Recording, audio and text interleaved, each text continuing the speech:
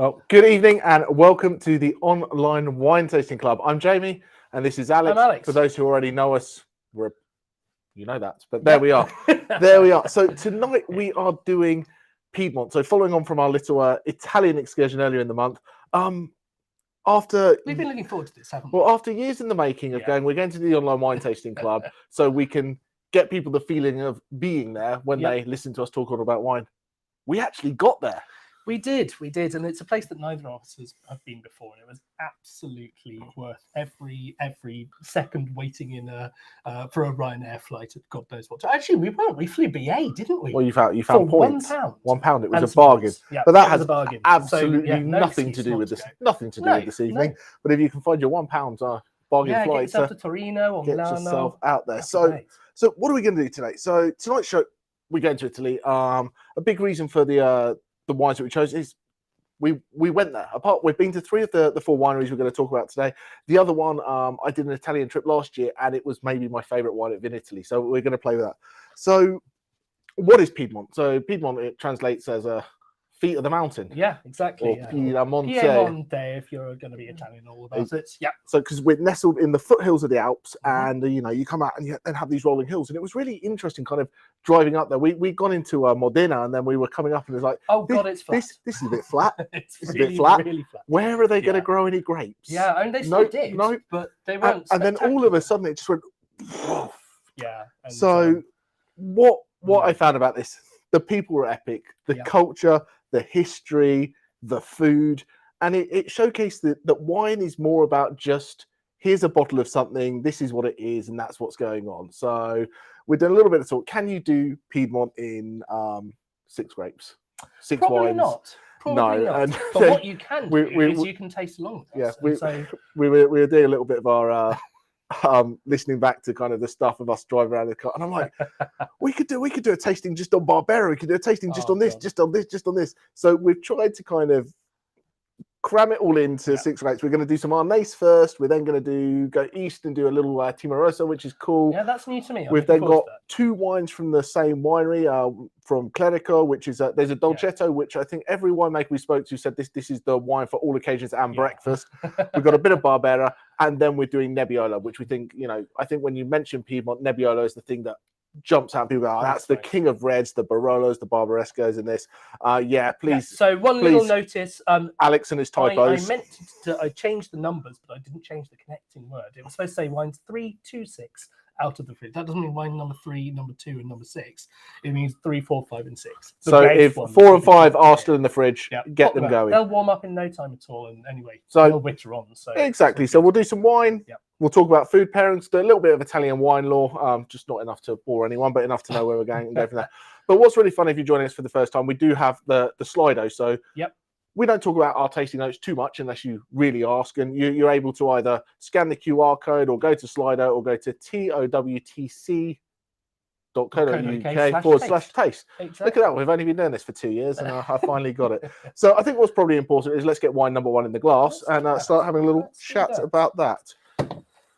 So we weren't just going over for a jolly, were we, to go around the wineries? We were actually going over looking at a whole new generation of our machinery, which was apparently due for us to collect. And no one wants to hear about your machinery problems. Okay, everyone wants to know about these wines, these delicious wines. But putting wine into pouches, well, it might seem quite easy. There are any number of ways to screw up wine. We've spent a lot of time working out how not to screw it up and doing lots of science. So this is a kind of wine that would be very, very easy to destroy because it's Arnaise, which is very Arnaise normally. Was that an attempt at a pun? An attempt at a pun. Well, for this point in the evening, anyway. Well, so let's move the tasting notes on. Absolutely, so people can start putting that stuff in there. Yeah. So I think there's some great grapes in Piedmont, and I think some of the the big ones we talked about, Nebbiolo, we mentioned Barbera. There's things like Gavi. There's Moscato, Moscato d'Asti. That's what I associated with Asti. Some of the styles that you think, and as you go round, start tasting this wine and get your tasting notes in. But there's lots of different things, and there's this almost pyramid in Italy for Italian wine lore. So you've got the table wines, which are just anything grown wherever it wants to be. Yep. You've got the IGT, which is the Indication Geographica Typica, which means it's from there, that style, basically. A typical wine. Then you've got the DOC, Domination Original Controle, which is kind of, if we go France Premier Cru-ish kind of thing, if we're going up there. And then we've got the DOCG. And it's not, I think what's important in Italy, it's not one thing that makes it a DOC or a DOCG. It's not, oh, if you tick one extra box, you get this. In each, in each region, in each particular part of the country, those regions have slightly different rules and, to be what becomes a DOC, what becomes a DOCG. Yeah. It can be to do with the grape varietal or the percentage of that grape varietal or the yield in the vineyard or the minimum alcohol or the aging regime and all those kind of things. So for each one, you kind of need to kind of burrow in a little bit and go, there we are. But it should be a general indicator of a slightly more small batch made, but a wine made with a little bit more care from a little bit more of a... So yeah, when you've got DOC or DOCG, it generally means the person behind the wine making it actually cares. But not always. And I'm not saying people below that level, but you're going to have what you have. So we are in Roero, and this is by Villa Ghiada. And should I put the map up to show where? Yeah, let's do it. Oh, look at that! He's got a map for us. We've got a map somewhere. Here we are. Brilliant. So yes, this nicely hides us, which is the desired effect. But you might spot it just hiding there, just to the northwest of Alba. And as you looked out at this, you saw some quite dramatic hills and a quite dramatic valley. So yeah, it was. Obviously, the further north you go, the hillier it gets as you get up into those Alp things. But yes, we're right in the heart there, around the city of Alba, which was where we stayed, and it was a stunning place, wasn't it? It was beautiful. Yeah. It was absolutely beautiful. Veal and truffles and hazelnuts as far as the eye could see. Tragic. But we went to Vigliana and met with Andrea, who's the winemaker and owner there, and it was such a pleasure. It got set up for us by our supplier, so thank you very much to those guys for setting it up. And we turned up and we go through, driving up through these little hairpin bends to the middle of nowhere, and these big metal gates just open up, and there's this hill, like no one can see me now because they've got a picture up, but it's like this 45-degree hill going down, and it's like, how will we ever get out of here? But what I think is what's amazing about actually getting to the vineyards is you can say, hey, look at the hairpin bends and steep slopes. Yes. But then I show that picture that you just put up, you go, oh, holy moly. This is actually that's what that is. The kind of slope where you can't just go out and use your big automated equipment. It forces you to be a more sort of attentive viticulturalist, I'd argue. But absolutely. So, Arnace, what's it all about?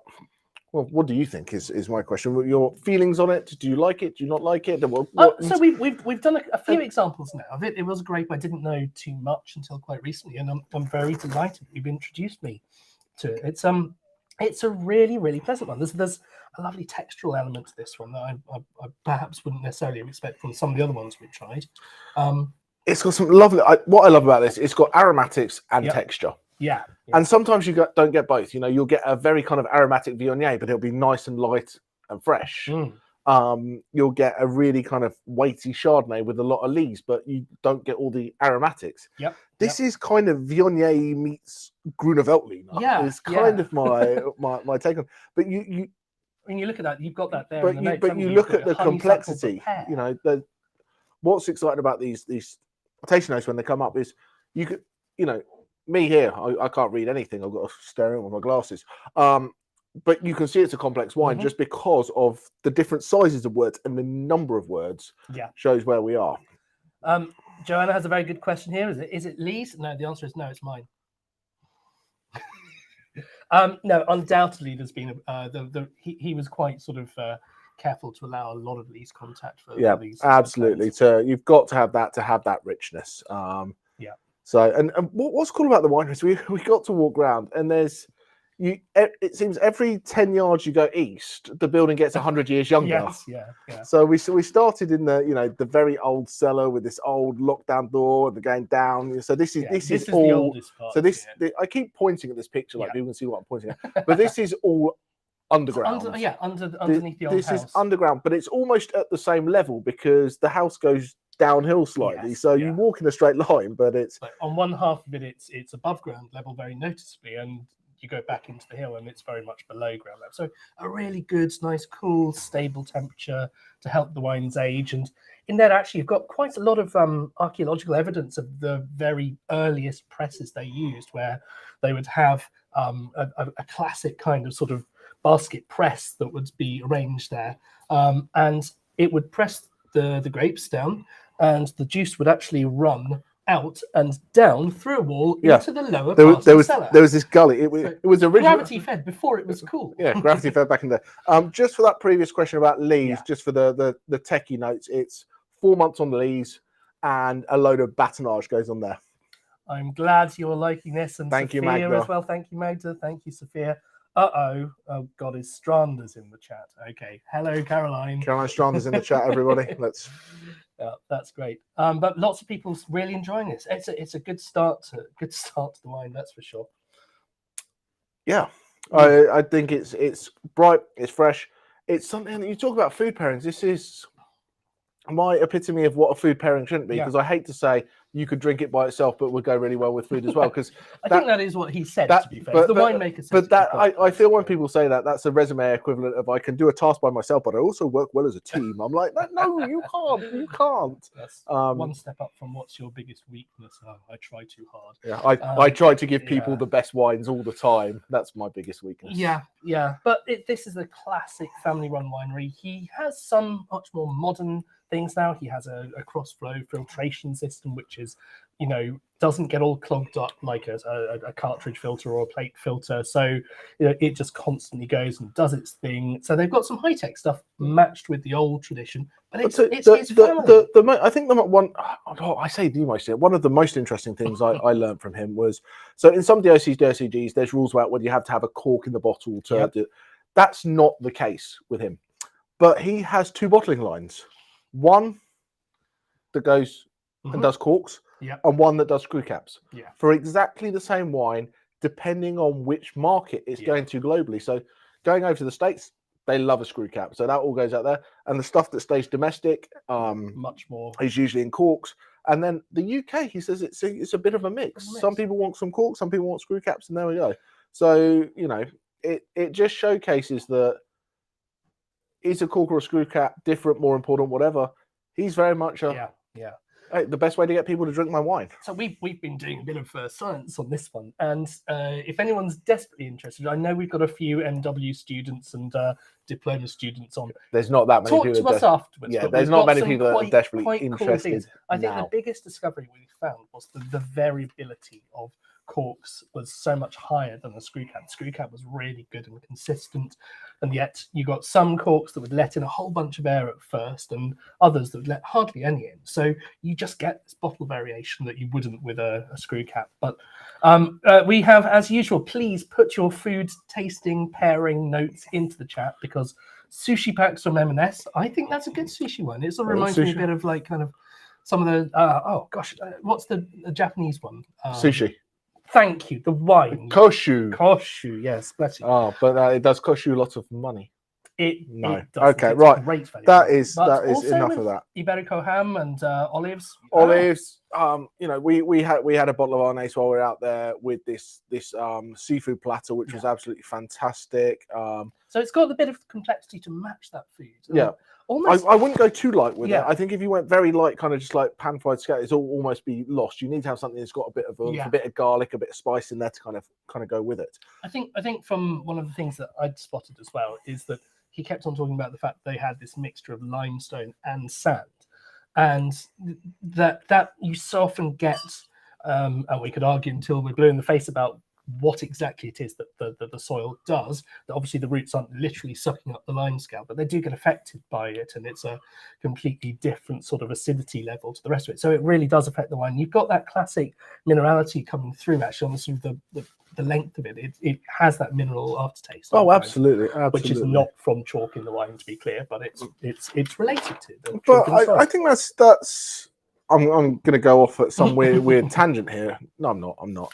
As I say, people go, oh, you can't say it's minerality because there's no minerals. But I say this has got pear in it. No one's stuck a pear in it and mashed it up. It's so, if we're using terms that allow people to understand what tasting is, that's not a bad thing. If it's not technically there's no minerals in it. Yes, there's no pear in this. There's no pear drops in this. Well, there's no Definitely, aniseed. definitely no grass put in here. But it's flavors that people recognise, and that's what's important. Yeah, I'm glad to see someone else has put salinity because I'm getting that as well. It and does have that savoury yeah characteristic to it. But I think you can get salinity coming in from seed spray that's coated the grapes. Probably not that in this case, but you can also get certain kinds of chemicals like salicylic acid, which can really help give you that sort of salty flavour. So, yeah, absolutely. But, so, should we leave that on? That's I some think good notes so. of I people there. think But let's move on to our Marina Coppi Fausto Timorasso. Timorasso. Yep, that is a new one for me. Timorasso. Obviously, move on at your own speed. If we're going too fast, too slow, grab another glass, whatever you fancy. I'm on wine 6. Come on, boys. Come on, boys. That was the pandemic experience of doing a wine tasting. Of You'd have course, one person who was sipping away still very, very casually at wine number 1, and another person said, "I'm finished and I'm onto a G&T." Absolutely.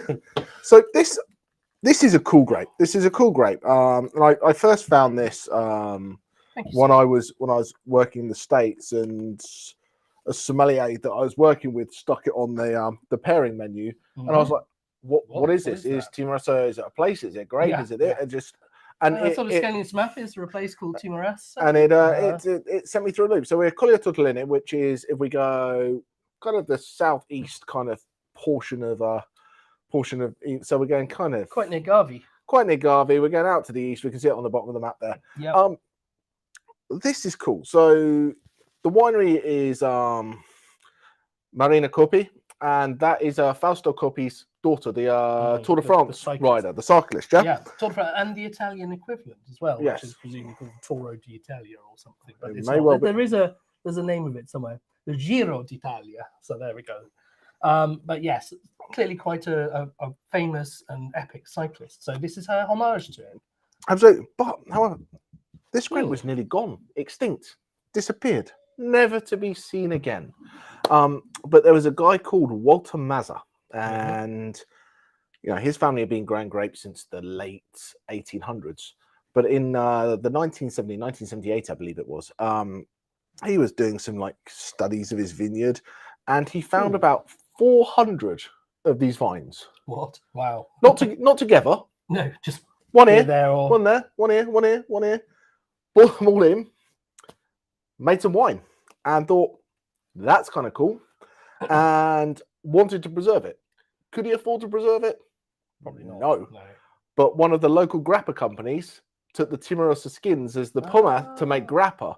So that is what that fund of the waste product from the wine allowed him to do that, make cuttings, bring it in, and grappa has done something good for the world. Be nice about grappa. It's not my favorite. But I think for me, this will be quite a polarizing wine. I think people are going to go, "Wow, this is for me. This is cool. This is magic," or I'm not quite sure. This has got a massive disconnect between the nose and the palate, hasn't it? It's not massively intense. Yeah, it doesn't jump out on the nose. You think, "Oh, this is it's like tease it." Yeah, what's Jamie going on about? He's getting all excited about this, and there's nothing there. And then it goes like boom. Yeah. Absolutely. But you're jumping in. You're 14.5% alcohol in it, so you're big, you're punchy. You're there. And we're 2019, so we've got a couple of years of it hanging out. So we get that aging, that textural. You're starting to get that caramel notes, that kind of nuttiness about it, that savor. Let's see. I don't need to tell you. The people tell you. Yeah. Fermenting apples. It's got that almost like rough cider. Not your Strongbow, but that kind of almost like Basque cider. Yeah. Very interesting. And again, it's got that saline note to it, but it's so full-bodied, isn't it? Really, really interesting wine. Cool. So just in the chat, is this a new wine for people? Is it something that people are aware of? And thoughts on it? Has anyone had a Timorasso before? Because this is my first. I am a Timorasso virgin. Very unusual, but in a good way unusual, bad way unusual. Well, that's the lovely thing about a tasting like this, isn't it? You see that on menu, you'll go, "What the hell is that?" Well, now you've tried it. Absolutely. And you'll know whether it's your cup of tea or not. Or your cup of tea, Morasso. New to Ian and Perdita Sophia. So this is good. This is great. This is great. It's always lovely to introduce people to things for the first time. And I'm not aware, and I'm sure there is some nursery somewhere doing it, but I'm not aware of anywhere else in the world that is growing this grape. You know, Arnese is pretty special in Roero, but I do know there's at least one family in California, the Sagazia family, are growing an Arnese over there. But Timorasso, I think, is its own thing. I'm not aware of it being grown anywhere else, like under a synonym. You know, like you know, when we get to I don't know what I'm talking about. Talking about other red grapes being grown. So Croatina, which I found out like 3 weeks ago, is the same as Bonarda, which I did not know. Zinfandel, but I don't think these I don't think Timorasso has got a synonym. I think it is what it is. There we go. I'm in the. This is for me. This is magic camp. Loving both of them. Quite different. It's high alcohol, but it's matched by the body. That's what you. It's almost sort of Burgundian like in its kind of that combination. I want to jump onto Magda's point here. Than your more usual Italian whites. Yes. Italy makes some stunning whites, some absolutely stunning white wines. But Italy also makes some very popular white wines at a very affordable price. And to be popular and very affordable, you've got to be excited for the masses and be at the right price point. And then, you know, you look at your standard, there's great Soaves, but your standard Soaves, your standard Pinot Grigio, they do what they do. Less points of interest. I think both these wines you want to write tasting notes about and you want to be excited by. And this is very much a food wine. Now, not a lot of people know this, but Jamie has another hat that he wears a few days of the month, and he goes down and provides consulting service to a new restaurant who are looking seriously hot towards getting their Michelin star. And we're all keeping our fingers crossed. And he goes in and acts as this dive-in, I'm going to pair a wine with this food. Was it the one you did the other day? Was it venison or pheasant or something? It was a game kind of thing, and you've paired it with a white wine. Oh, so it was. Well, I paired it with both. Paired it with both. Exactly. Yeah. So we came to this decision about the dish. Whether I was like, people would expect this to be a red wine. I'm like, yeah, maybe they would. But if we did, so we paired it with this Rhone blend from South Africa, this white Rhone blend from South Africa, and also with a Italian Barbera. So the guest could come in, have their course, and then the wine steward of the evening would go, hey, with this pairing, there's a couple of options. If you would like this, or would you like this? Because I think when people go out for a dinner, they kind of like on a tasting menu, they would expect to get a red wine. And if you went all the way through and it was just white wine, I only got white wine. But on the other hand, it goes, this is cool. If someone goes, I'm not a red wine person, I don't fancy that. And to get the wine pairing to be a little bit more interactive, and I think that's fun. It is fun. It gives people the option. Because as a sommelier, my job's not to tell people what to like and what they must like.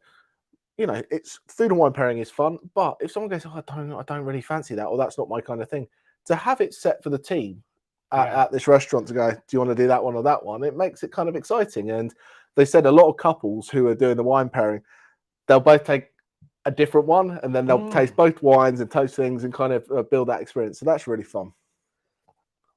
So Finn's got an excellent suggestion. We've told Finn, no more tasting notes because now I'm getting hungry. Okay, he's got to come down and cook. You have had a truffle burger beforehand, anyway. But porcini mushroom risotto with truffle shavings, absolutely. I was a little bit worried that maybe it wouldn't quite have the acidity, but I've just done the acidity test, and it really is. It's got that to cut through. But what's quite interesting is that we've also got a whole sort of mixture of people who are finding the bitterness, and they either like it or they don't. And so we've got Perdita, who's not liking it so much without the food. Liz is somewhere in the middle. I'm not sure about this, but Perdita here is now getting the rocket kind of bitterness, and that's one of those sort of things which is so divisive. So you're right, this is going to be a bit of a Marmite thing. So yeah. If Joanna doesn't like fennel either, which a few people have spotted. Let's have another proper look at those tasting notes. Olives, biscuits. Wow. Lots going on there. Lots going on. Sorry, Perdita is loving it, so that's great. Sorry, I've mixed up two comments. Lots and lots of things going on. And and a very, like some people going almost as far as saying it's acrid. Well, it's a little bit burny, but it does have that high alcohol. But I think it's got the body and the fruit to match it. But it's great. It's great when the chat fills up with It's comment. good. I love it. Keeps everybody happy. It keeps everybody happy. Excellent. So yeah, so you know, this one I came across this when I went to Vinitaly, and this was, I think, outside of the stupid premium once in a lifetime tasties wines, and we all know what those wines are. This was my favorite off the beaten path wine out of the hundreds of wines I tasted over that week, and I'm really excited to put it in front of people, and hopefully, you know, people go, oh, that's my new cool thing for a dinner party, because you can open this up at a dinner party, and I guarantee, apart from all your friends who are on the online wine tasting club with you have tried this, there'll be few people who have dived in and done it. So fantastic. So great. Well, that was very, very cool indeed. Great to try something out there. For our next wine, we are going to one of the real legends of the Barolo region, Domenico Clerico. This is a winery which, you know, this family estate grew grapes for years, and then started trying to go, well, perhaps we should do something with this, and a really, really interesting story. And we did also go to their winery, didn't we? We did indeed. Which is fairly special. So it was a beautiful place, but I think what we found with the stories of most of the people who we met, that Piedmont for the longest time was a very, very poor region. Yeah. It was one of the poorest regions in at least northern Italy, if not in most of Italy, and everyone was farmers, and you know they were you know. There was a lot of veal, boar, hazelnuts. Now are seen as treats, but were quite sort of. But they were, you know, growing and farming those premium things, and they all went off. They got sold. They didn't take an animal home, and it was all grains. And you know, when we go to the video about Clerico, there's a conversation in there that, you know, they needed to drink a bottle of Dolcetto because that gave you enough energy to do your 18-hour day in the field. I'm not sure a modern nutritionist would quite agree with the same things, but anyway, we do actually have a little video from having interviewed them right there on their own site. But what we've done is we've actually put on, because we got the sort of the family history while we were wandering around the winery, and it was quite hard to piece together, and they've already done a very good job of it. Plus, we get to see the father of the family saying ciao a lot, which is very important. Which I spent a lot of time doing in Italy. So enjoy the wine, get your tasting notes in, and we'll go to a quick video, and then we'll be right back. L'avventura l'abbiamo iniziata troppo giovani, eravamo molto incoscienti. Va bene, ciao. Così abbiamo iniziato queste prime vendemmie, quando abbiamo avuto la fortuna dell'81 di comprare il Ciabotto. Questa vigna, io lo dico sempre, sia questa che la Paiana e anche i Mosconi, parlo anche come ci fosse Domenico, possiamo dire grazie a mio suocero, perché lui frequentava molto il bar del paese e quindi sapeva in anteprima le notizie.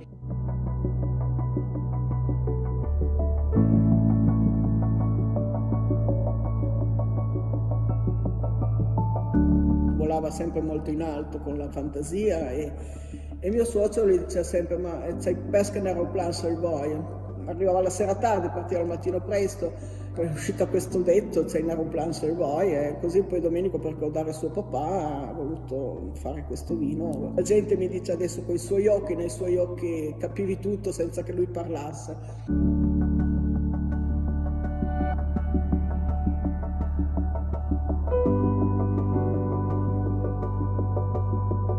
Le vigne e del saper fare sono la vera eredità di Domenico.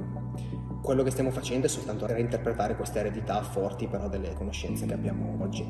Cerchiamo di rapportarci con tecnici esterni, con università, per semplificare concetti che un tempo erano veramente complessi. Dobbiamo poi capire come tutto quello che è stato fatto negli ultimi 50 anni possa essere ancora attuale per i prossimi 50. Le fondamenta da cui partiamo sono solide, sono le nostre vigne che crescono nei terreni più importanti di Monforte d'Alba, che sono la Ginestra, Mosconi e Bussia. La squadra con cui lavoriamo è giovane, piena di energie e di conseguenza con grandi ambizioni. La nostra forza è quella di costruire sulla stessa terra ma con concetti nuovi. L'idea è che il nostro vino non sia lo stesso dal 1976 ma in una costante evoluzione. Monforte è stata la nostra fortuna, è nato tutto da qui. Ora ci focalizziamo su produrre un Barolo che sia la carta d'identità di Monforte, nel modo più chiaro e rappresentativo possibile. So, vis-a-vis. Vis-a-vis comes from our Piemontese dialect. So, vis-a-vis means vision, point of view. So, it's our vision, our point of view on that variety, on that wine that is super important for our tradition. So we all grew up with a bottle of dolcetto on the table for every meal. So from the lunch to the dinner, even for breakfast was already on the table, the dolcetto. But why it was so important? The dolcetto is part of the culture of this area, because when the area was super poor, so after the Second World War, but even before, the people that were living here in the Lange were super poor, were mainly farmer that was eating what they are producing, so mainly vegetables, fruits, and some carbohydrates. The protein, so the meat, was for sale, so no one was eating that. And so the diet was super poor.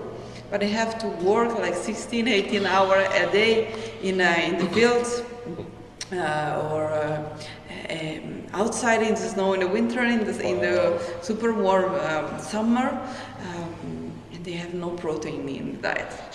So the ones that has to work needs energy, and the energy was, the fuel was the dolcetto. So 1 liter of dolcetto a day was the minimum amount of calories for survive in that region. Of course, was a completely different wine from the one that we are drinking now. Was made like super concentrated, like they were also not green harvesting, so it was completely different. But they were used also to add some water on it. So it was it was a completely different vision of dolcetto from the one that we have today. So we decided to express in our wine the vision that was in the past, so a comfort wine. It's a wine for drinking in every moment. So while you're waiting your friend at the restaurant and you don't want like a sparkling wine or a beer, you can have a glass of dolcetto. I don't know, when you have to start with something not important, maybe with some cheese or salami or something, and you want to have a glass of wine, dolcetto is perfect. Or it's also perfect like I don't know, a Monday night at home, maybe with your wife or your friends or something, with a plate of pasta. So with all the food not, I don't know, not very cooked, not very important, so for a simple moment. So it's the wine that you drink when you don't want to think. You don't have to think about which is the best glasses.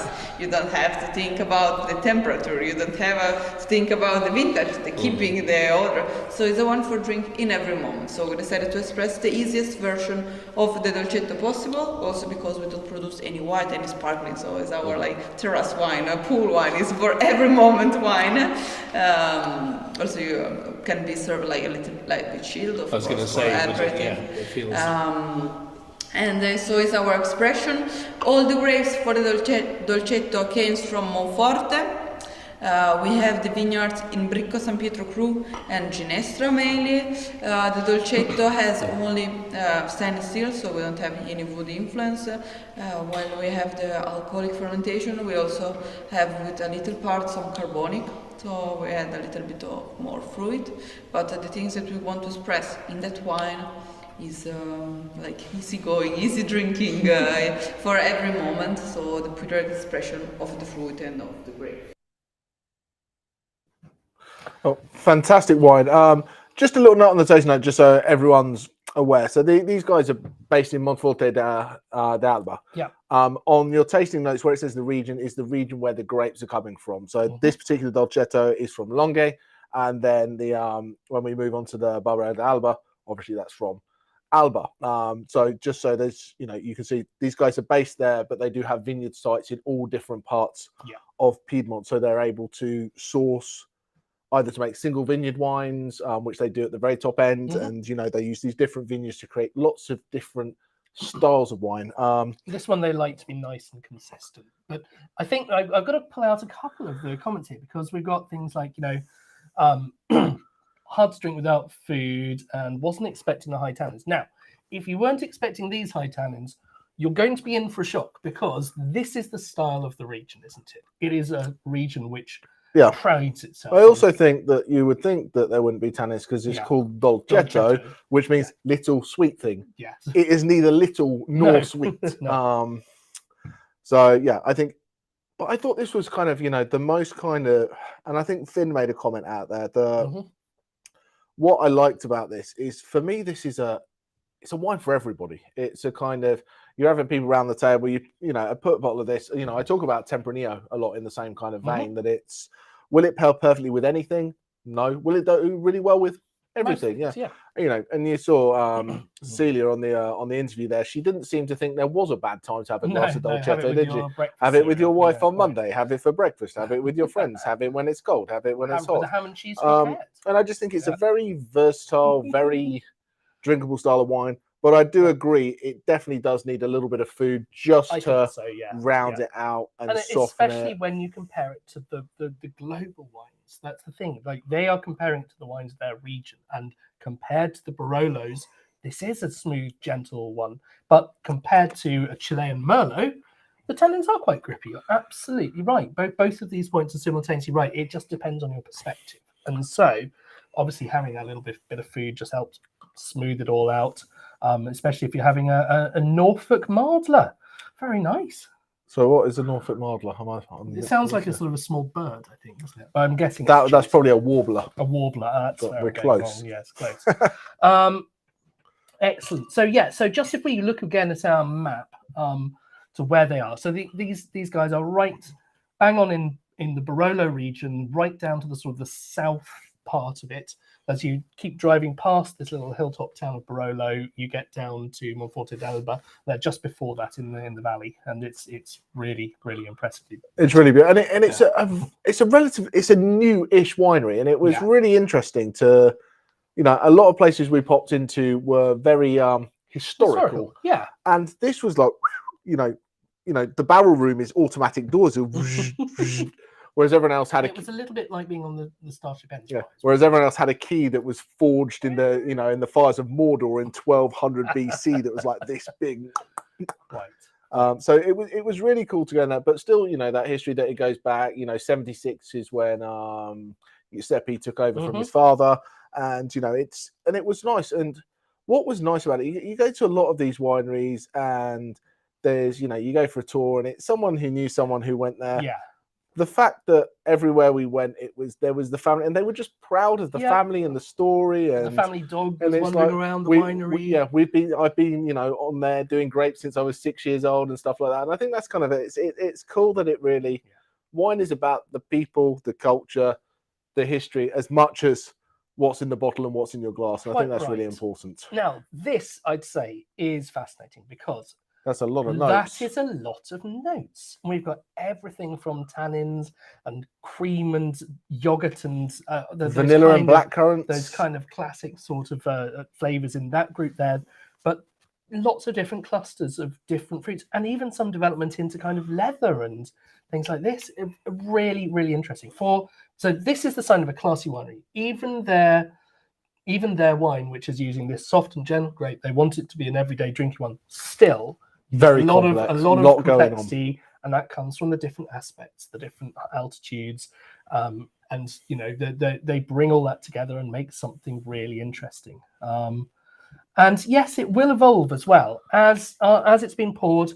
The oxygen just starts binding with it. It starts softening some of those tannins. It's a lovely thing to watch the evolution of the wine in the glass. Absolutely. Should we have a look at a little Barbera?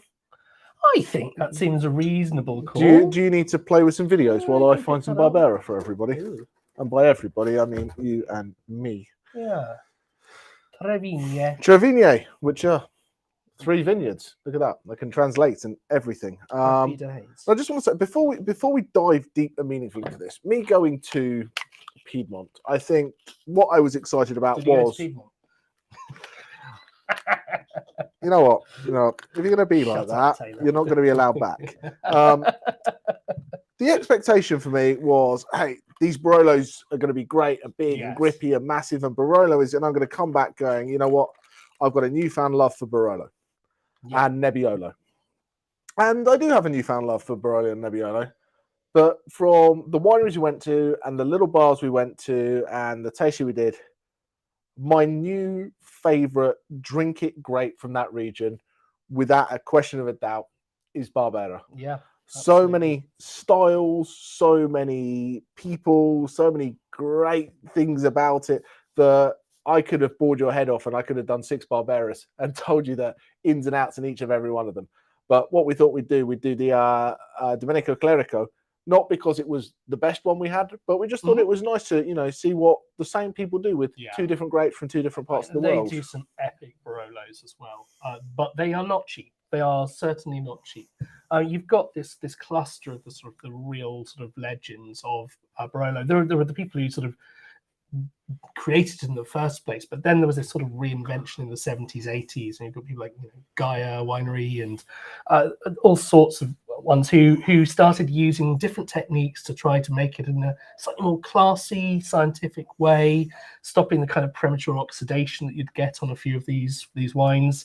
And I think it's a really, really interesting thing. We kept on hearing this message on all of the wines. They can't exist in their isolation anymore. Yeah, there are wines that they make for people who loved that, sandpaper on your tongue kind of feeling.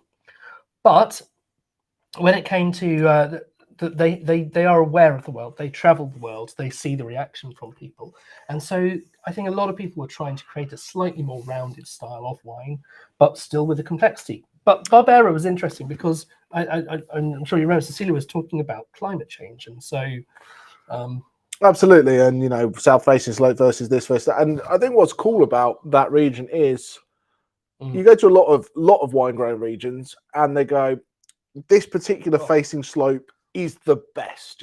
This slope at this degree angle at this elevation is the best. Yeah. Whereas in the whole region, it's almost like these little basins. It's like when you poke your finger into cookie dough, it's kind of like a load of them around.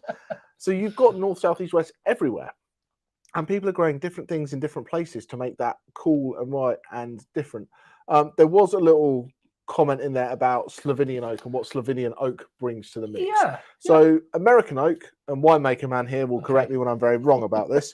I doubt it. American oak will give you a lot of vanilla and toast and butter, coconut, cedar, those kind of flavors.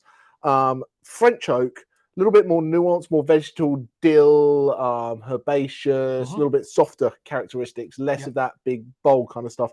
And then Slovenian oak is relatively neutral. You get a touch of almost like nuttiness from it, but it's being able to use a neutral barrel almost without having to have used a French oak 3 or 4 years to get on with it. So it comes down to personal preference, adds a little bit of spice to it, but is much more about the wine being able to shine. But you cannot use any old kind of wood for making a wine barrel out of. There are obviously, generally speaking, they're in the Quercus family, the Latin word for oak, but there are some because they were quirky. They are quite quirky as well. There are all sorts of nuances to this, and I don't think I will bore anyone's socks off. But one of the most interesting things about these is the different porosity of it, how it absorbs the wine. I remember when I used my first new American oak barrel, and I my winemaking teacher would say, manage your ullage, which means keep the level topped up to the top, because otherwise the air's coming in and bugs are getting in and stuff's going off, your wine is going off. Keep it topped up. So I'd kept a few sort of little demi-johns of wine to top it up with. And I went out on the first thing. I was like, the wine, why is all the wine gone? It's not dissimilar to a large sponge. It was a large sponge. And I'm sat there like Jack Sparrow, going, where's all the wine gone? I tip all of my spare, and it's still not at the top. Like, right. so yeah, you can get a very fun experience of trying. We live and we learn. So have we got any little points on this before we pop onto the video? Oh, we've got some nice little notes starting to come in. Cherries and chocolate. That's not a horrible thing to have in there. If it is a bit too refrigerated, get your hands on the glass. Do the thing that you're not supposed to do. Give a little swoosh around. I'll bring it up to temperature. We're roasting in here, so The lights. yeah, indeed. Blinded by the lights. Or should we go to a little video? Let's do that. We'll Let's do see you in that. 2 minutes. See you in a bit. So, Barbera Treviña. Treviña is 3 vineyards. Because for the Barbera, we have 3 different vineyards here in Monforte. So we are in 3 different parts. One is Bricco San Pietro, then we have Ginestra and Moscone. So 3 different crup, 3 different soil, but also 3 different exposition. Of course, in the hill here in the Barolo area, in the best position, we have Nebbiolo for the Barolo. So the Barbera maybe are in more other exposure. So we have one Barbera like the Barbera that we have in Ginestra, that is west-facing vineyards. Yeah. Then we have in Moscone an east-facing vineyards, and in Bricco San Pietro is the only one that we have south because it's a little bit lowest, so out of the range of altitude for the Nebbiolo. Is it still with the climate changing? Are you starting to see more actually the south-facing ones are getting too hot? Or? Yeah, that's of course. Especially in the vineyards for Barolo exposed on south, we have some problem of sunburns.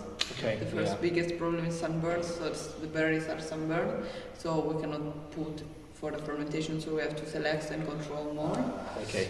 Because if we put into the things some sunburns berry, of course 2 or 3 doesn't change, but 20 or 30 makes some taste of cooked fruit, burnt fruit, so it's not good for a wine that maybe will keep 20 or 30 years.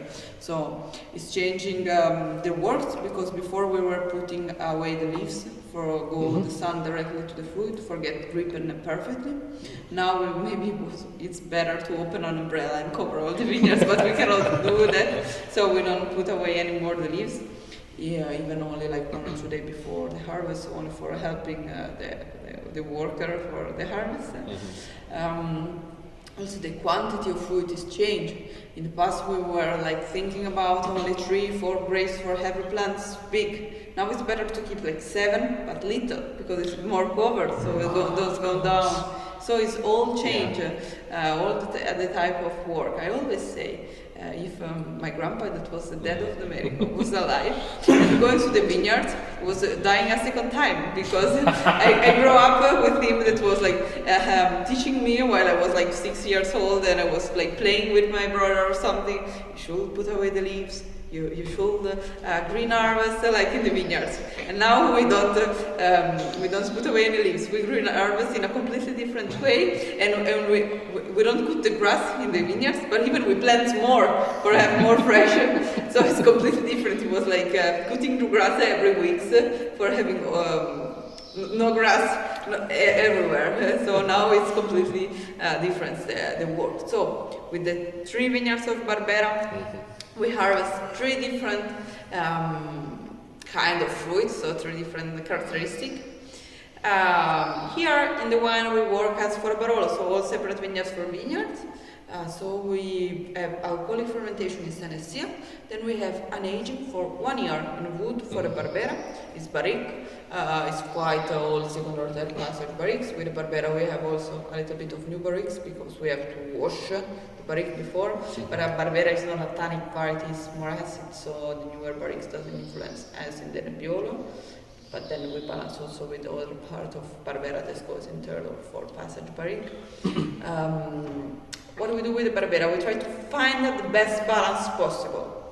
So the work for the Barbera is finding the perfect glass for the meal. So for us the Barbera was the wine for Sunday, so all the fests when the relatives come back home, a long lunch, 3 or 4 starters, then 2 pasta, and then maybe 1 main courses, and even maybe a slice of cheese before 1 or 2 dessert. And so the acid variety of the Barbera is the perfect glass, because it helps clean your mouth from the fatness of the food, and especially like in our like traditional kitchen, the regional kitchen of Piedmont, is super rich in cheese, in butter, so it's super fat. And so the Barbera is the perfect match with all those kind of food. I always say that Barbera is a perfect wine with the cheese, even better than Barolo, because even with the more aged cheese or more flavored one. The Barbera helps clean your mouth better than the Barolo because the tannins make you not I don't know, find the equilibrium in your mouth. So the Barbera is the typical wine for food. So we work with balance between 3 different vineyards. We blend them before bottling, so we try to find the best balance possible. Can be that 1 year we have more than 1 vineyard, so less than another. Of course, if we look some freshness, Barbera we look for most quality, exposed on east. If we need some structure, we go in Bricco San Pietro, it's a vineyard exposed on south, it's one of the oldest one. So with the Barbera we try to find the best expression of the So the with Barbera. all of these different aspects and the different vineyards, just giving you those components. Yeah, we try to have a super balanced products year for year, so it's not the expression of the year, but it's the expression of the Barbera, the wine for the food. So it's more consistent vintage to vintage. But And we are super proud of the result of the Barbera. I think it's delicious. It's really nice. And Because in the last year, the Barbera is the only variety that loves climate change. Barbera loves to warm. And so loves to get ripened perfectly, loves to stay in the sun, and so we're having better result with the Barbera. In the past, maybe the idea of the Barbera was a green wine, super acid, difficult to drink, maybe only with some food. Lots of people doesn't like it so much, the Barbera. Now we can have more ripened Barbera, so more rounder aroma, more fruit, more mature fruit, and so it's a different kind of Barbera. I always say that 2020 is my favorite Barbera that I always taste the other vintages, but of 2020 we're super proud as winery because we find what we were looking for a year ago when it was not possible because the temperature was different and also the climate. what do you think, Mr. Smith?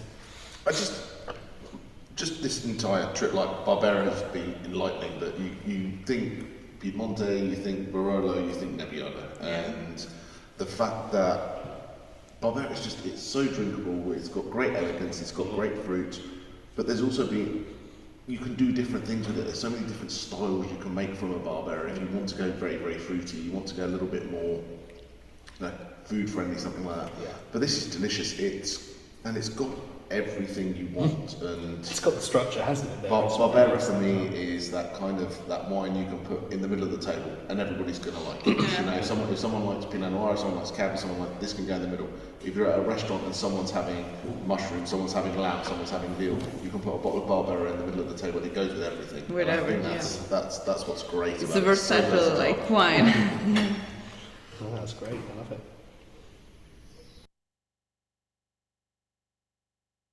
Welcome back. So we now learned that Jamie likes to put both a bottle of Barbera and Dolcetto on the table, which is my kind of party. Well, to be fair, I didn't know, after listening to Cecilia say that Dolcetto was for every day of the week with everything, where she was going to fit any Barbera into her thing. But That's apparently Sundays with an 18-course meal. We've got some very interesting conversations going on. I'm going to gloss over. Yes, people have used some other things other than oak, but you've got to make sure they're not poisonous. That's the top. Absolutely. I think, the main one you chestnut see is outside of it, acacia is probably the main one, but I would say 99% of people using wood are using oak.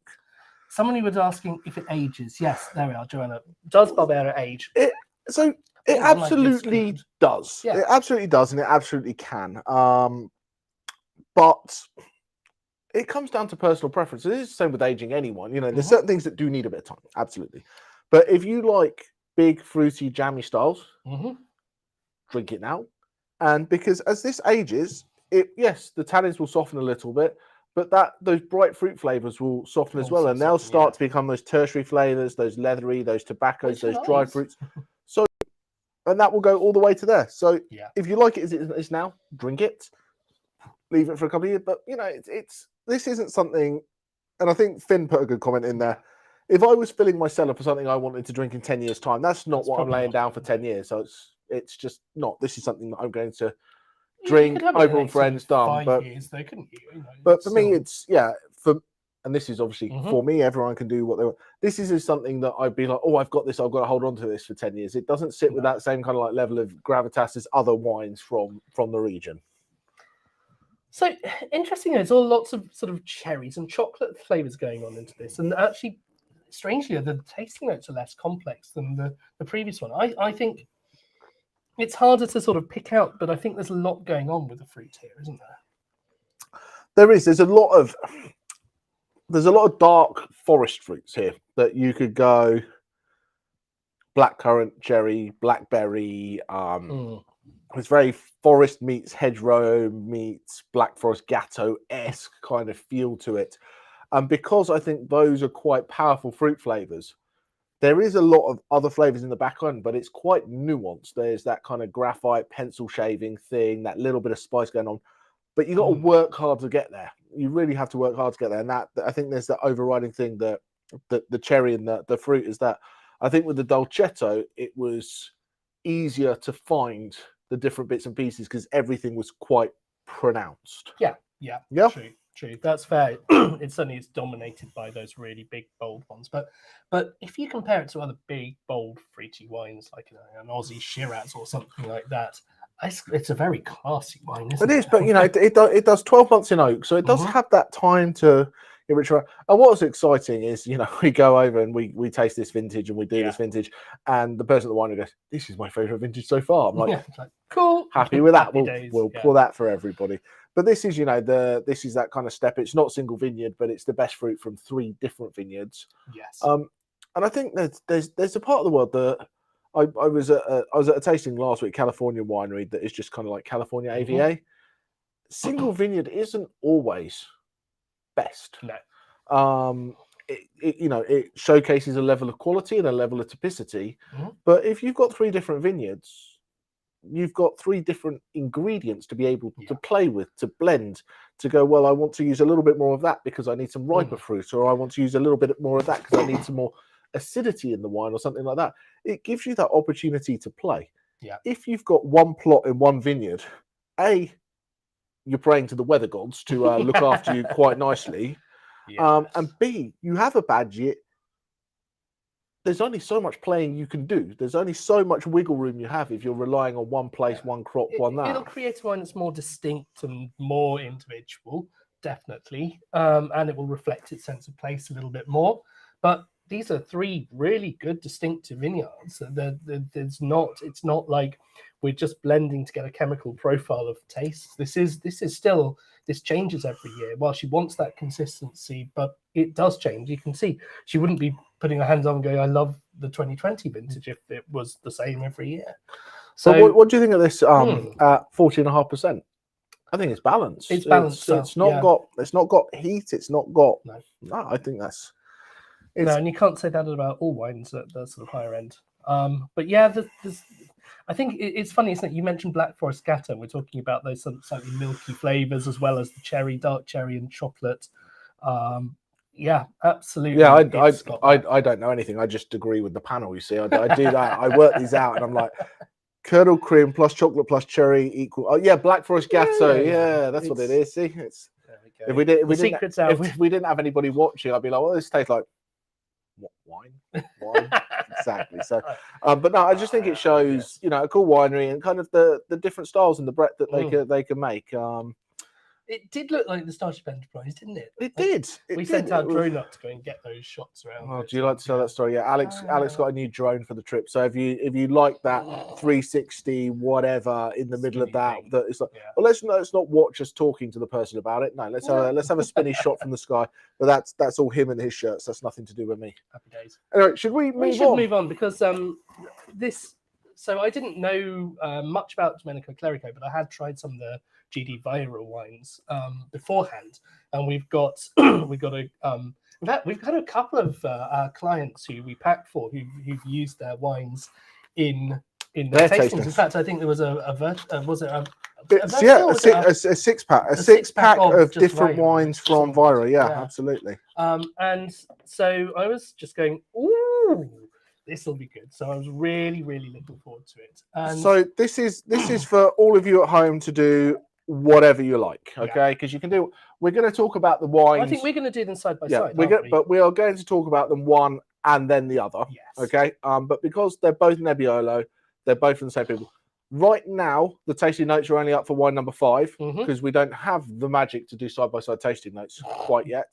If we do, we'll get there. So the tasting notes are up for wine 5 right now.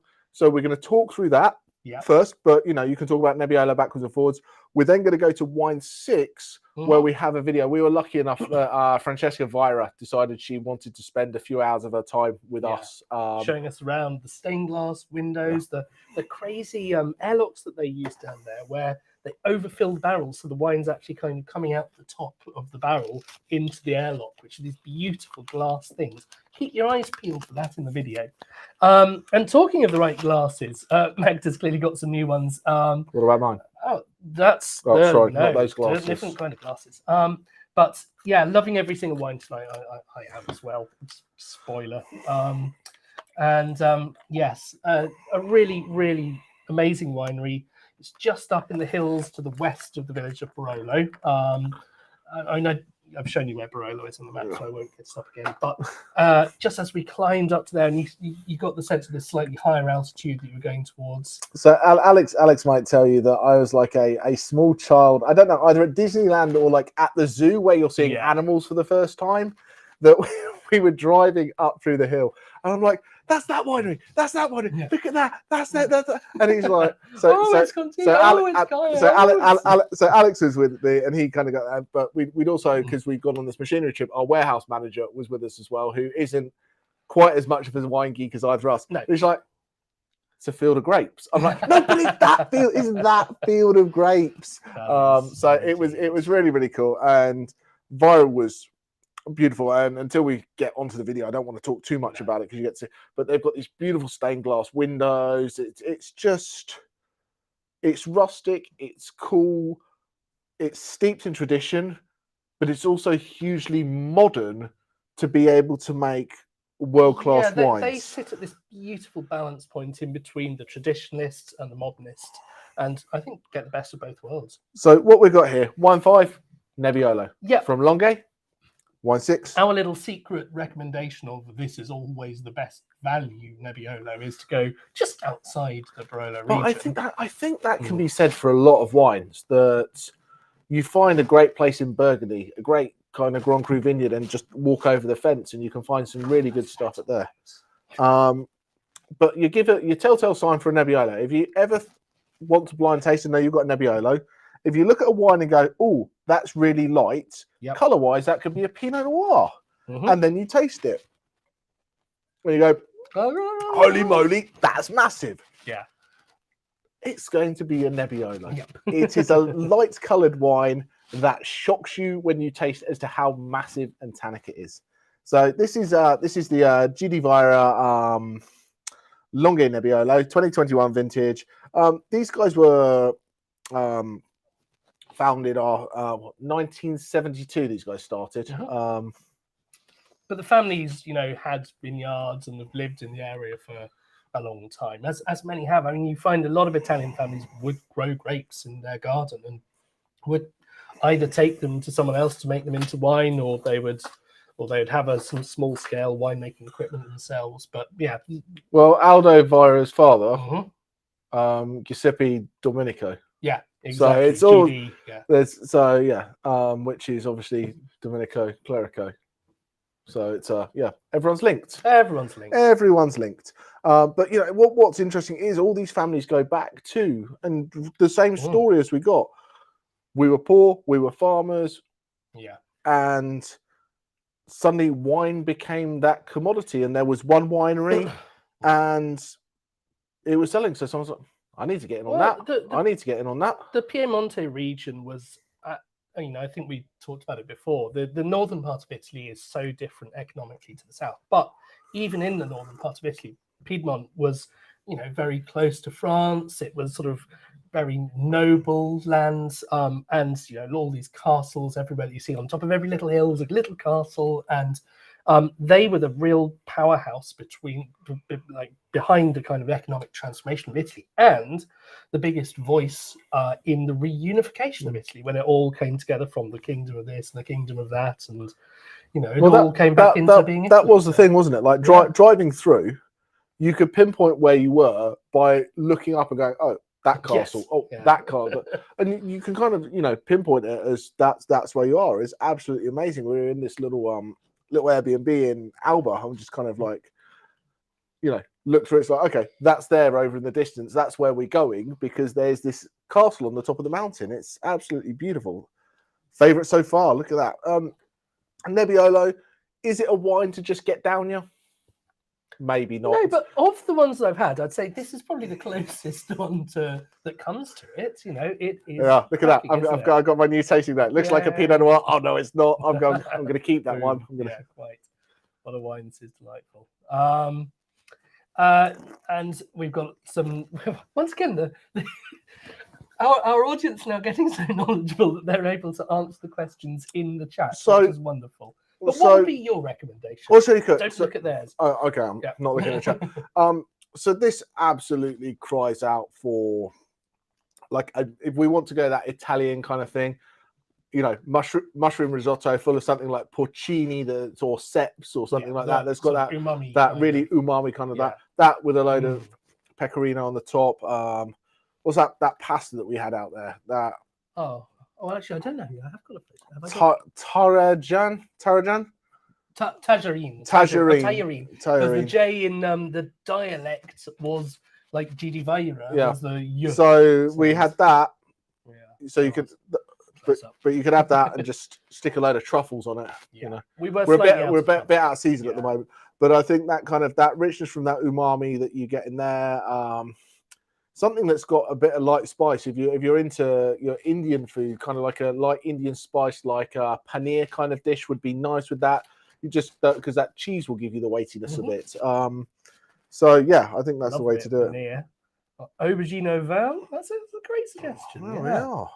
James is liking this one. I think 5 is spectacular, isn't it?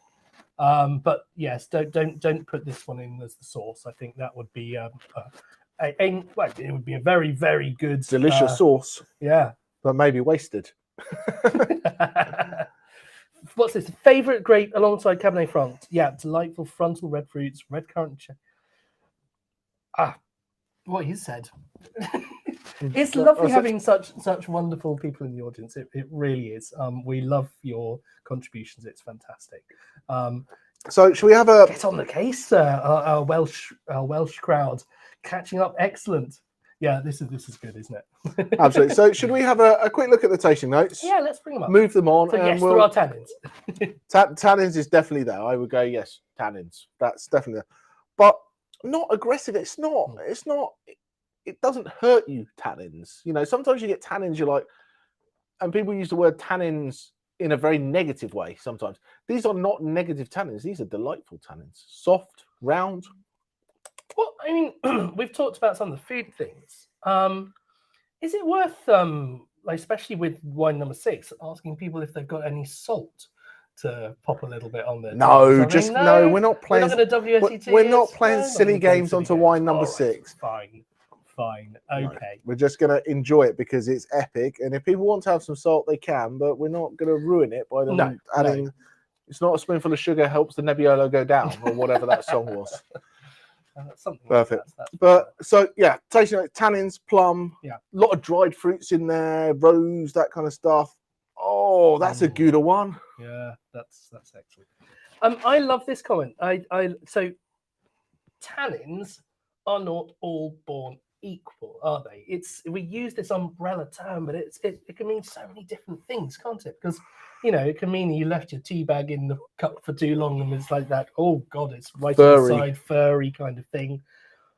Tannins are not all born equal, and so you get some which kind of feel like they stick pointy into your tongue. You've got some which are just sort of coating it like sort of like leather, and it's nice and smooth. And I think there are more tannins in this than there were in wines 3 and 4, but they've been nicely integrated, haven't they? They fit the profile of the wine. Mm-hmm. You can, if you say you paint a wall, yeah. If you've got a white wall and you just stick a red stripe down it, it's very noticeable. Mm-hmm. But if you've got a burgundy wall and you put a red stripe down it, this is my interior design coming out here, which obviously is not the thing. Probably slightly less noticeable, yes. And that's the thing. These tannins are less noticeable because they're part of the style.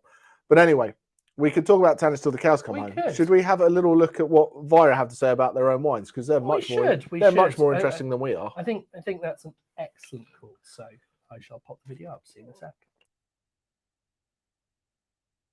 A very warm welcome to Vira Winery here in Barolo. We're here with Francesca, and we're going to be trying some of their absolutely beautiful range of wines. And I can't wait because it's a bit of a pilgrimage. We've tried a few back in England, and yeah, it's exciting. It's good to be out in the wineries in the place, and you can see out the window. It's an exciting place to be. Just a beautiful view. But Francesca, we'd love to hear a little bit about the story from your perspective as one of the family members here, and how long have your family been producing wine in this region? So first of all, Alex, Jamie, we're so happy to have you here in Barolo. It's not such a long journey from UK, but yet it's a journey, and we are so happy you came in Piemonte in this beautiful time of the year, which is the spring. We had a little bit of snow finally after 2 years pretty dry. So now is the best moment of the year when you start to see the nature growing and everything's getting super green. So that's why also in our lineup today I thought about a little bit of a touch of spring to enjoy. Our family is farming Bricco delle Viole, which among the historical crew of Barolo has always been the higher and the western crew. Since 1654. That is the longest, the oldest documents the family has been able to find. And this is very curious and good to us to know, because we're always wondering where our family is coming from, carrying this J into the surname, which does not look to be so much Italian according to somebody, but at least we know it's over 400 years that the family is rooted within this area. When we do talk about Bricco delle Viole, we're talking about a beautiful hill. The word bricco stands for a hill that jump ahead somehow. It's a bit like when we talk about wines coming from Tuscany, and we can see multiple times the word poggio, you know. So poggio is a bit lower than a bricco, but we are talking about beautiful, light, very nice ventilation. When we talk about Piemonte and Barolo more specifically, we are talking about varietal, which is the Nebbiolo, which is a late ripening varietal, and really enjoy this very unique microclimate with very nice ventilation. So the family has always been involved into farming. That is for our understanding. But we also have to consider that the way of farming changed a lot through the years. The painting is behind me, has been designed by a local artist. And when our family saw this painting, we all felt we had to have this piece of art within the winery, because it's a picture of how the landscape looked like back in time. The way of being farmers back in time was about having a full experience where we had vineyards, we had hazelnut, we had fields of oat, grains, wheat. The family always had cattle. And the family always have a little bit of animals. The way of being farmers back in time was the farming family was surviving within the products of the land. Our great-grandfather lost his mom when he was 3 years old. His father decided to get married again, but he decided to preserve the property that belonged to his previous wife as a memory for his first son. That's how our grandfather had the chance to study and to got educated, and that's why soon after the Second World War, as soon as he could, he was old enough to leave this area, he moved to the bigger town of Torino. My dad and his siblings born in the town of Torino, and among the 5 of them, our dad was the only crazy one who decided to be a farmer. We can move to the Barolo. I choose to share with you Barolo Albe. We can definitely jump from one single vineyard to another, but there will be another beautiful trip within the area. But why the Albe is so key for us? Albe, first of all, born early in 2000 with the idea to deliver the best quality Barolo and to make this experience to be accessible to the people. We wanted our friends to have the same opportunity to fall in love with the beauty of Barolo. And we knew that early in 2000 the price of the Barolo were skyrockets. But when you discover something beautiful, your desire is only to share that. So we noticed that the best recipe was actually the traditional recipe. All the way of making Barolo has always been about blending together the vineyards in order to reach a easier and faster equilibrium. But we wanted to work with enough old vines, so to have a wine that people can forget in their cellar for 20, 30 years. If they have a spot, if they have the patience, that's up to you. That's not something they can do. The word albe stays for sunrises.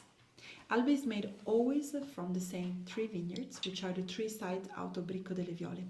Bricco delle Viole is a cru, as a MGA, is perfectly facing south, but being on a hill, you do have the upper southeast, the lower south, the upper southwest. So those 3 vineyards, they do have 3 different names. We are talking of Fossati, we are talking of La Volta, we are talking of Costa di Vergine. And out of those 3 vineyards and the fruit coming from them, we blend them together, and that's how Barolo Albe born. Sun rises because you can jump from one vineyard to another, and in 40 minutes time you would see the sun rising 3 times. The real life is, the real reason is way more scientific, and they're not just romantic. We are talking about different lighting. We are talking about different microclimate, even within an area whose soil, whose ground is pretty much the same as Bricco delle Viole.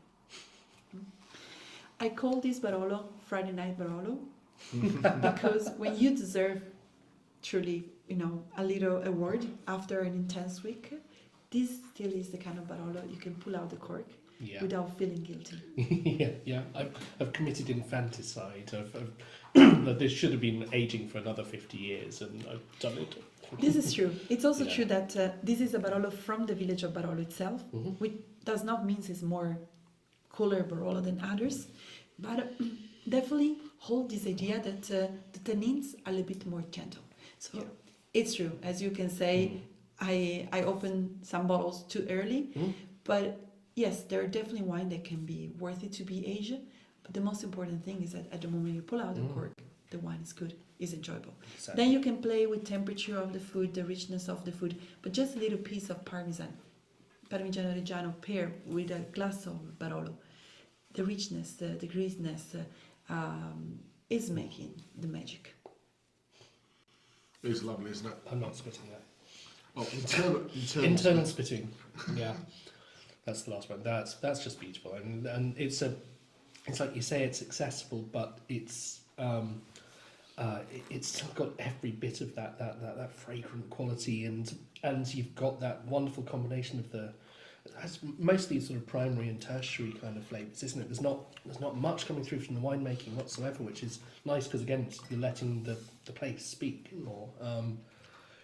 But you've got lots of tannins, no doubt, loads of tannins. But they're smooth. Integration. They're integrated. It's not jarring. It's there and it holds and it builds. And you feel your mouth tighten up with the tannins. Yeah. But it's not unpleasant. It's not green. It's not chalky. It's not. It just. Yeah. You not almost spiky. You almost feel like your mouth is getting shrink wrapped. But it just pulls it in. And it's epic. Just you think about so many foods that go so well with that style of wine as well. Whenever we talk of Piemonte, then it will be a good dish of tajarin, the local homemade pasta. It could be a cheese fondue or truffle shape on the top. And all this kind of preparation that merge together eggs. I'm stopped listening. I've got cheese fondue and truffle now. I'm done now. Sorted. Oh yeah. That's the seed. We've just got off to a happy place, Jimmy, Alex, I do thank you for the huge amount of time you spent with us today. Absolute pleasure. Great wines, and I think it just shows the range of styles you can get from the area, and it's not just this and just that. And wonderful wines, and thank you very much for the wines, the story, your time. It's been amazing. Thank you, and we wish you the very best of luck in the future, and we look forward to presenting these great wines to some new fans of yours. So thank you so much. I do thank you because from Fabio Costantino, the guy who designed the stained glass windows in the cellar and designed the label of Albe and the Fraser, we learned one thing: we want our friends to be friends each other. So wine has this beautiful, great quality. And thank you for using that as ambassador. So we cannot wait to have you back to Barolo. And if any of your friends is coming, we are more than happy to share stories and landscape and the beautiful colors of the cellar. That's amazing. Thank you. Thank so you much. so much. Grazie mille. Grazie. Just What a lovely, lovely lady. I mean, oh my goodness. there's certain things in wine that just sum up. We want our friends to be friends, Yeah. and I think that's fantastic. But beautiful wine showcasing what it was. So, get your final thoughts, anything into the chat. We're going to mix it up a little bit before we go to wine of the night tonight, because usually we don't put the prices up first, but there is a little bit of a range today. Yes, we might have broken the bank on this. So one, we're but going to pop the prices up first before you pick your wine of the night, to try and make it a little bit, I don't know, even the playing field a little bit. If you want to chuck your wine of the night up before we level the playing field, that's fine as well.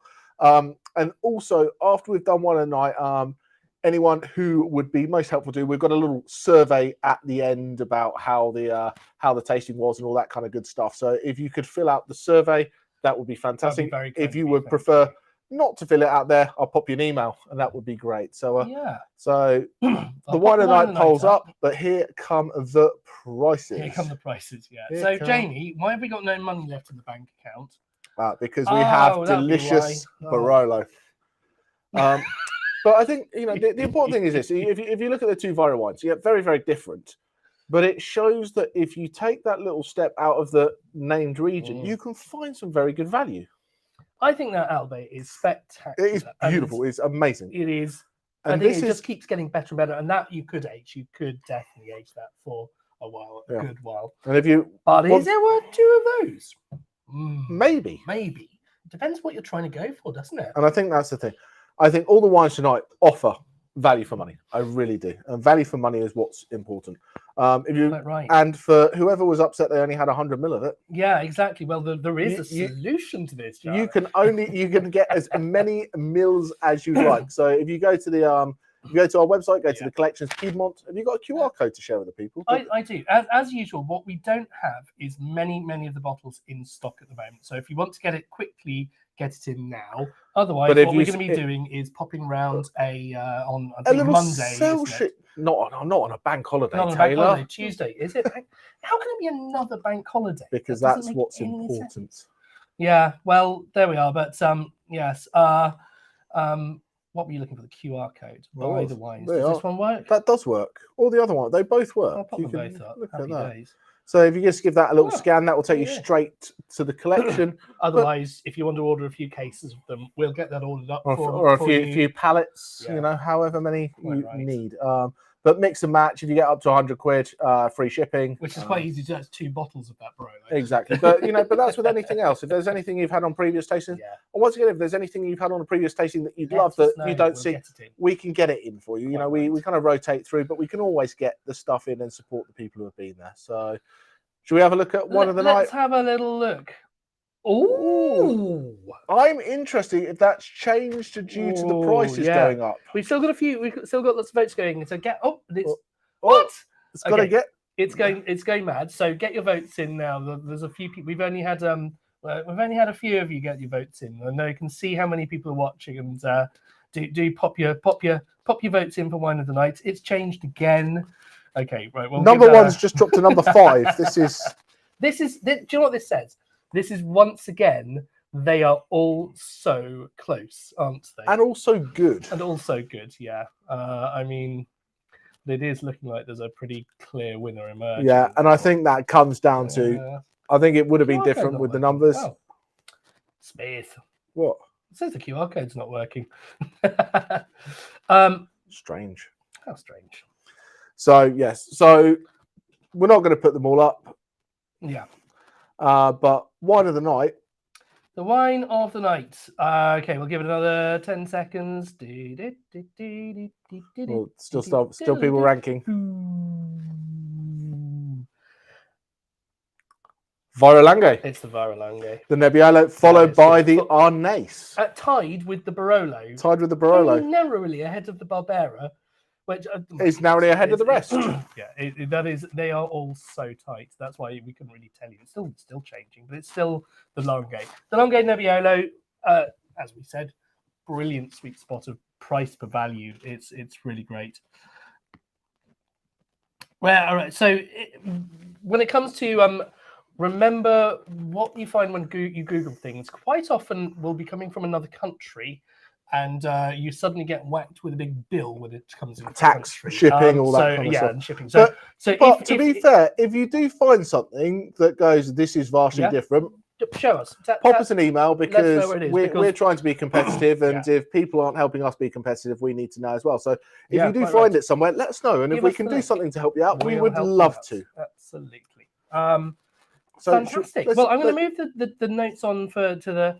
Actually, I'm going to skip the "Have you had a good night" Right. because we want to get this thing. What I'm going to do in the meantime, though, just while you're very generously filling in the form to whether you like Jamie or not, if it was like me or not, there'd be a huge chicken nose. But there we are. That's very self-deprecating. But what I thought it might be quite fun is like we actually did go down to the town of Barolo to. Sorry, to Alex. see it. Alex is going to put another drone shot up, isn't he? What I might do. Well, let's in pop this the up. chat, where would you like us to go next for Alex to take his drone out? I think that's important. This is Barolo. You are looking at Barolo, the town itself, complete with the castle up there. There's a museum of Barolo in there, which we didn't go into because it was just closing, unfortunately, and we had an aeroplane to get. But you can just see the staggering sort of drama on the left there of those vines just perched up the side. It's absolutely incredible. And I really think that it is a place that it's worth getting down to and going and feeling it and seeing it yourself. And you, as you wander around these little narrow streets of this old town, and you just get a sense of the beauty and the elegance and the history of this place. So do pop on down to see Barolo and stop off in at Gide Vira and at Villa Ghiarda and at Domenico Clerico and say, Copy, hey, and we heard about this from and go and see Club. Everybody else. There's so much good food, so many great people, so many great wineries. And I'm not saying, these were fantastic wineries, but there's so much more out there, and so many wineries are just a stone throw from the next. So pop in, see them, check them out. That's right. And I recommend staying in Alba, which is really, really beautiful, as we said. And he's got a coffee. He's happy. He's turned it into holiday snaps, my word. But where are we at? So that was Piedmont. It was really exciting to actually get out and get somewhere, which was really cool. Next month we are doing, for our discoveries, we're doing a tour of France, which we're just going to dot around. We're going to go to Alsace. We're going to go to Loire. We're going to go to Bordeaux, and we're just going to have a little run round. We're not going to go to Champagne, unlike the email said. We are not going to go to Champagne. Well, who knows? There might be some still champagne wines. And then for those who are on the adventurers with us, doing a deep dive into Loire. Deep dive into the Loire Valley, all the way across. A bit of wet sheep. Lots of good stuff. So it's been an absolute pleasure. Anyone who's filled in the little form at the end, thank you very much. It's been an absolute pleasure. And I hope that's just given you a little bit of an insight into this beautiful Barolo, Piedmont, and all the cool stuff that goes with it. Famous names, and I hope it's also giving you a slightly different perspective on it, because if you've ever tried a Barolo and you've just gone, what is this thing? Then it's just all about learning its context. And I was certainly like that. I hated the stuff. And now the right wine in the right place and the reason for the wine. The wine is like that because, and I think that's really important. But anyway, it's been an absolute pleasure. Thanks for joining us. For those who are the first time, great. For those who have supported us all the way through, you're still dealing with us, and that's great. So have a wonderful evening, and we will see you all very, very soon. Ciao, have a great night. Bambini. Buonanotte. Ciao. Ciao.